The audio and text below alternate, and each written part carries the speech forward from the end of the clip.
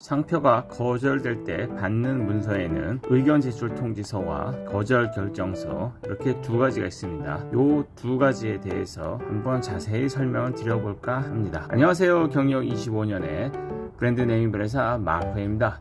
요즘에 3분 상표 출원, 셀프 상표 출원 이런 거 하셨다가 상표 등록 거절되고 당황하시는 분들이 정말 많습니다. 그래서 상표 등록 거절 극복의 길 시리즈를 시작하고자 합니다. 자, 오늘은 그 첫 번째 상표가 거절될 때 받게 되는 두 가지 문서 많이 헷갈려 하시죠. 의견 제출 통지서, 거절 결정서 이 두 가지의 차이와 대응 구조를 명확하게 정리하도록 하겠습니다. 자, 첫 번째 의견 제출 통지서란 무엇일까요? 의견 제출 통지서란 말 그대로 의견을 제출해 보라 그런 얘기입니다. 즉 심사관이 심사를 해봤더니 이거 좀 문제가 있어 보이는데 한번 의견서를 제출해 보시라 이렇게 보내는 것이 의견 제출 통지서입니다. 예전에는 이것을 거절 이유 통지서라고 불렀는데 지금은 의견 제출 통지서로 바뀌었어요. 왜냐하면 이제 거절 이유 통지서 하니까 이거 거절이 되어 버렸네 이렇게 오해가 있어가지고 지금 좀 더 포지티브하게 긍정적으로 의견서를 내봐라 라는 의미로 의견 제출 통지서로 이름이 바뀐 것입니다. 그래서 의견 제출서를 보면은 두 가지 사항이 있어요. 첫 번째는 의견서를 제출할 기한이 있고 그 다음에 심사관이 본 거절 이유 무엇인지 이 두 가지 사항이 들어 있습니다. 자, 그래서 이제 요거 스튜디오 무화라는 상표인데 요거를 보면은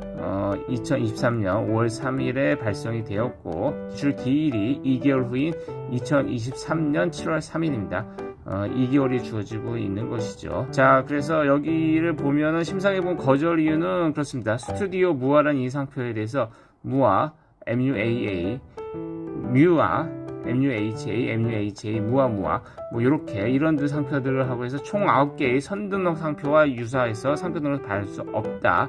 이렇게 거절 이유가 적혀 있죠. 9개니 참 많네요. 자, 그래서 2단계에서 출원인은 제출 기한 안에 의견서를 내야 합니다. 만약 의견서를 제출하지 않으면은 실무적으로는 100% 거절이 됩니다. 그리고 의견서는 2개월의 기간이 주어지는데 추가적으로 총 4개월까지 연장을 할 수가 있습니다. 자, 그러면은 의견 제출 통지서에 대해서 의견서를 내야 돼요. 이걸 좀 정리해서 다시 얘기를 드리면은 첫 번째, 심사관이 문제가 있어 보인다. 그러면 의견 제출 통지서를 발송해요. 그러면 출원인은 지정된 제출 기한 안에 왜 문제가 없는지 의견서를 제출해야 합니다. 그러면 이제 심사관은 그 의견서를 읽어보고 판단을 하게 되죠. 만약에 심사관이 설득이 되어서 그래 이거 내가 생각했던 문제가 없네 이렇게 되면은 심사를 통과하게 되고 출원 공고가 됩니다. 만약에 설득되지 않으면 거절 결정을 하게 돼요. 그때 보내는 문서가 바로 거절 결정서입니다. 자, 그래서 거절 결정서는 심사관이 최종적으로 거절하는 문서예요. 그래서 두 가지 경우에 이제 거절 결정서를 보내야 돼요. 첫 번째는 의견 제출 통지서에 대해서 의견서를 냈지만 거절 이유를 모두 극복하지 못한 경우, 모두 극복하지 못했기 때문에 만약에 거절 이유가 9개라면 스튜디오 무화 같은 경우는 9개의 상표가 유사하다고 했죠. 그 중에서 8개는 문제가 없다라고 설득을 하였는데 한 개라도 심사관이 설득이 안 되면 심사관이 보기에 근데 요거 한 개는 좀 문제가 있어 보여. 그러면 이제 거절 결정이 되는 겁니다. 그 다음에 만약에 의견 제출 통지서에 대해서 의견서 아예 내지 않는다. 그러면 이제는 거절 결정서를 받게 되는 거죠. 근데 이제 거절 결정서를 보면 심사관의 검토 의견이 들어가요. 출원인의 의견서를 심사관이 어떻게 읽었고 어떻게 받아들였는지 그래서 왜 거절을 하게 되는지 이것을 설명하는 부분이 바로 심사관 검토 의견 부분입니다. 그래서 스튜디오 무화 같은 경우 이렇게 심사관의 검토 의견이 들어가 있죠. 자, 그러면은 거절 결정 받으면 완전히 끝이냐? 그건 아닙니다. 거절 결정 받은 다음에 두 가지 선택을 할 수가 있어요. 하나는 재심사 청구이고 또 하나는 거절 결정 불복 심판입니다. 재심사 청구는 동일한 심사관에게 다시 한번 심사해 줄 것을 요청하는 것이에요. 보통 이제 재심사 청구는 특별한 일이 아니고서는 다시 하지는 않아요. 왜냐하면 이제 이미 거절을 하였기 때문에 똑같은 사람한테 이거를 다시 설득하는 게 쉽지 않은 문제이기 때문이죠. 그래서 이제 실질적으로 많이 하는 거는 거절 결정 불복 심판입니다. 이거는 이제 특허청의 상급 기관인 특허 심판안에 거절 결정이 잘못됐다라고 해서 다시 전면적으로 재판단을 요구하는 절차입니다. 그래서 거절 결정 불복 심판은 심사관보다 실무 경험이 많은 심판관이 판단하는 거하고 판례 논리를 훨씬 중시하고 그 다음에 상당히 등록을 해주려고 하는 오픈된 마인드를 가지고 있어요.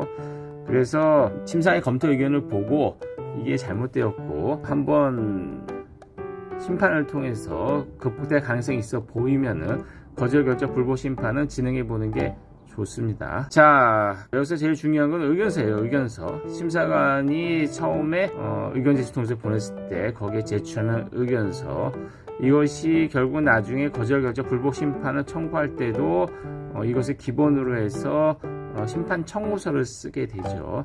그리고 이 의견서의 내용을 가지고 심사관이 자신이 어떻게 생각했는지 심사관이 검토 의견을 보내기 때문에 의견서 단계에서 상당히 잘 써야 됩니다. 그러니까 의견 제출 통지서라는 게 이제 심사관이 나 거절하겠어 라는 그러한 결정적인 의사표시가 아니고 내가 보기엔 문제가 있어 보인다, 이제 이렇게 생각해서 보내고 그 다음에 의견서를 보면서 판단을 하겠다 라는 그런 생각이기 때문에 이 의견 제출 통지서의 거절 이유에 대해서 왜 그 거절 이유가 성립하지 않는지 이거를 상표법과 판례에 따라 가지고 논리정연하게 논증을 하면은 극복되는 경우가 많아요. 자, 그러면은 저 위에 스튜디오 무와 같은 경우에 있어서는 의견 제출 통지서에서 9개의 상표들과 유사하다고 거절 이유가 통지가 되었고 그것에 대해서 의견서를 제출하였는데 심사관은 그렇지 않다, 의견서에서 유사하지 않다라고 했는데 본인이 보기엔 유사하다, 뭐 이렇게 생각을 해가지고 거절 결정을 하였어요. 그래서 이것에 대해서 거절 결정 불복 심판을 청구하였고 여기서 9개 상표 일일이 하나하나씩 스튜디오 무아라는 이건 상표와 유사하지 않다는 것을 논증하였고 이러한 주장은 특허 심판에서 받아들여졌습니다. 그렇게 돼서 심판원에서 거절 결정은 취소가 되었고 본권 스튜디오 무아는 상표 등을 받을 수 있게 되었습니다. 이 사건 스튜디오 무아는 마크웨이가 진행한 실제 사례입니다. 자, 한번 정리를 해볼게요. 그러니까는 심사를 하고 심사관이 문제가 있다 생각하면 의견 제출 통지서를 보내요. 이거는 100% 거절하겠다는 것이 아니고 문제가 있어 보이니 한번 해명을 해봐라, 의견서에서 해명을 해봐라, 이제 그런 의미입니다.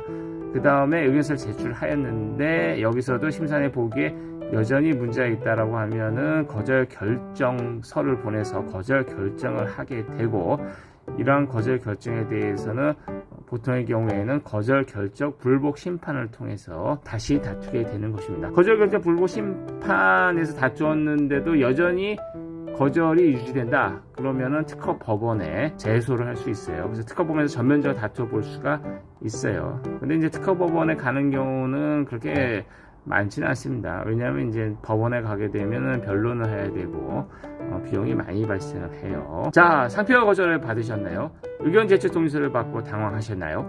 25년 경력의 전문 변호사 마크웨이가 극복할 수 있는지 무료로 검토해야 됩니다. 연락을 주시면 성실하게 검토를 해드리도록 하겠습니다. 확실한 상표 등록, 좋은 브랜드 네임이 마크웨이였습니다. 감사합니다.